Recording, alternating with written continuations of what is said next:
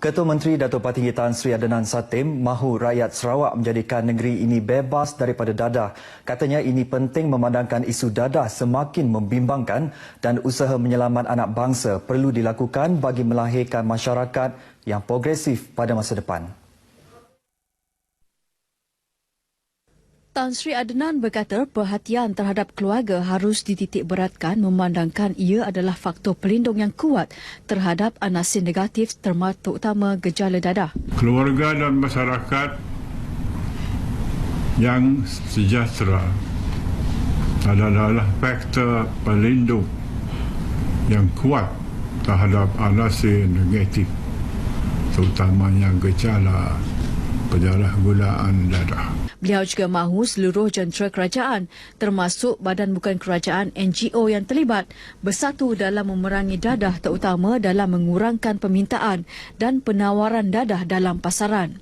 Jelasnya strategi-strategi baru dalam pencegahan, rawatan dan pemulihan serta penguatkuasaan perlu dilaksanakan segera oleh semua pihak. Sarawak bebas dadah. Ayuh kita perangi dadah habis-habisan. Beliau yang juga ikon anti-dadah negeri Sarawak berkata demikian pada rakaman khas bersama Ketua Menteri Sarawak bersempena kempen perangi dadah habis-habisan di Kuching. Kempen yang telah dilancarkan Timbalan Perdana Menteri Datuk Seri Dr. Ahmad Zahid Hamidi Februari lalu dilawas telah menjadikan Sarawak sebagai lokasi pencetus kepada satu gerakan besar dan menjadi salah satu agenda negara untuk menyelamatkan anak bangsa dari permasalahan dadah. Polis Sarawak semalam berjaya melumpuhkan sindiket curi motosikal terbesar di kawasan Sibu dan Bintulu.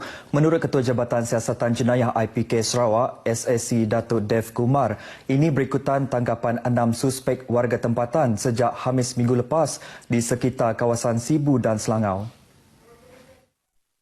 Tangkapan ini membawa kepada penemuan sejumlah 15 buah motosikal di pelbagai lokasi ladang kelapa sawit sekitar Selangau. Turut ditangkap ialah seorang polis bantuan berumur 21 tahun yang bertugas di ladang kelapa sawit di Selangau. Kesemua suspek berumur antara 17 dan 23 tahun. SSC Datuk Dev yang dihubungi pemberita RTM di Kuching pagi tadi mengesahkan kes ini. Beliau percaya dengan rampasan motosikal ini, pihaknya telah menyelesaikan kes kecurian motosikal yang dilaporkan hilang sejak awal tahun ini di beberapa kawasan di Sibu dan Bintulu. Siasatan awam menunjukkan kesemua motosikal yang dicuri ini dijual kepada pekerja-pekerja ladang dari negara jiran. Kes disiasat di bawah Seksyen 379A dan 411 Kanun Keseksaan kerana memiliki harta curi. Harimau mati meninggalkan belang, manusia mati meninggalkan nama.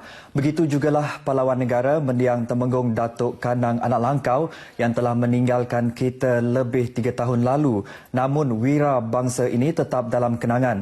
Bersama Rosita Ampung dalam memperingati wira yang mencetus semangat. Agi hidup, agi kelaban.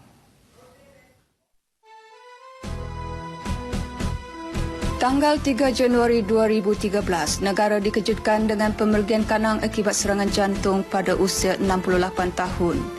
Perginya sebutir permata ini bukan hanya ditangisi seisi keluarga serta sanak saudara mendiang, malah seluruh rakyat Malaysia kerana hakikatnya Kanang ialah milik semua. Apatah lagi sebelum akhir hayatnya, Kanang merupakan pemimpin masyarakat iaitu sebagai temenggung bagi kuasan Sri Aman. Beliau sentiasa bercampur gaul dengan ketua-ketua masyarakat yang lain sejak beliau dilantik sebagai temenggung dan juga dengan ketua-ketua kaum, tuai rumah dan kaki tangan kerajaan. Dan saya nampak beliau lah sebagai pemimpin yang sepatutnya diambil sebagai contoh dan teladan rakyat kita di Sri Aman dan juga di seluruh Malaysia. Kanang pahlawan Iban yang tidak kenal erti takut.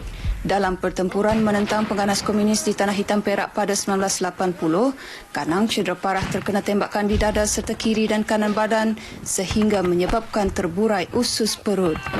Sekalipun waktu itu hampir menemui ajal, semangat Kanang tetap kuat.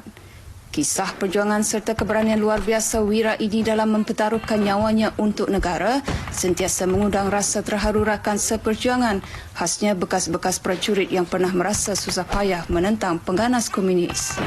Saya cukup kagum dengan perjuangan beliau dan juga rakan-rakan yang lain seperti yang semua perjuangan saya pun.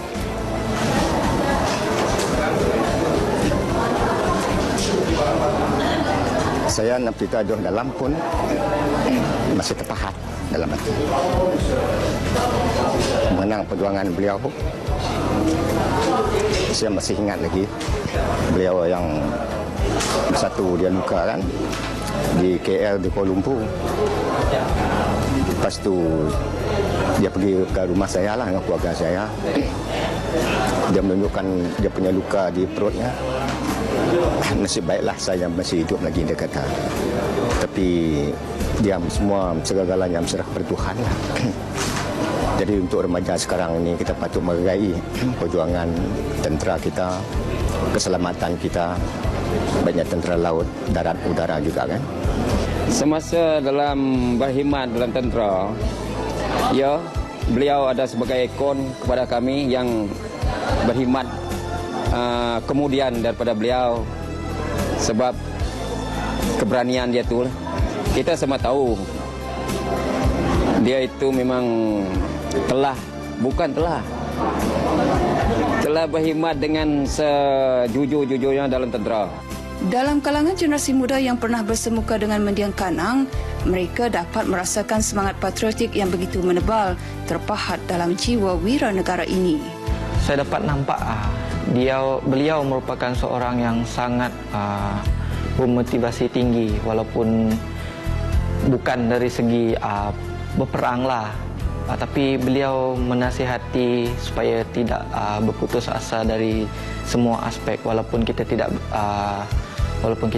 berjaya dalam pelajaran, tapi jangan sekali-kali mudah menyerah selagi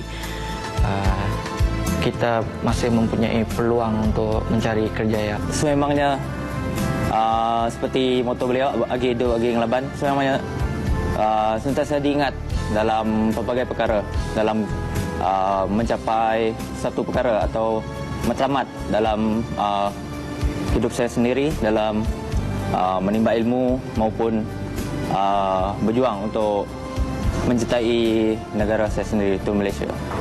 Kisah perjuangan Kanang sudah banyak dipaparkan dalam media cetak dan elektronik serta menjadi coretan ramai penulis blog, malah telah dibukukan dalam karya Mazna Nordin yang berjudul Kanang Cerita Seorang Pahlawan.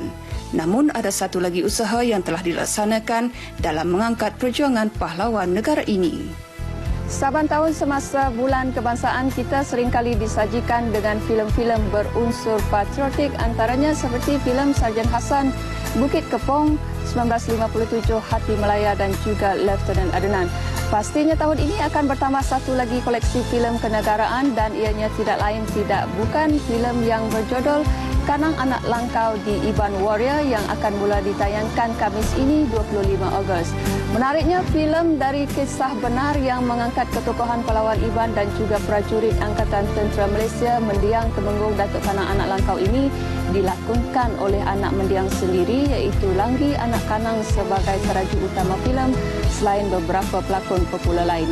Jadi jangan ketinggalan menyaksikan filem ini untuk kita menyelami semangat kepewiraan Kanang dan pada masa sama untuk kita mengukuhkan jati diri pada nusa bangsa dan negara Malaysia tanah airku. Sampung RTN. Baik saudara, setakat ini dahulu sumbangan berita dari Sarawak untuk lintas langsung N5 petang ini. Berita seterusnya bersama Sohaimi di Angkasa Puri. Silakan.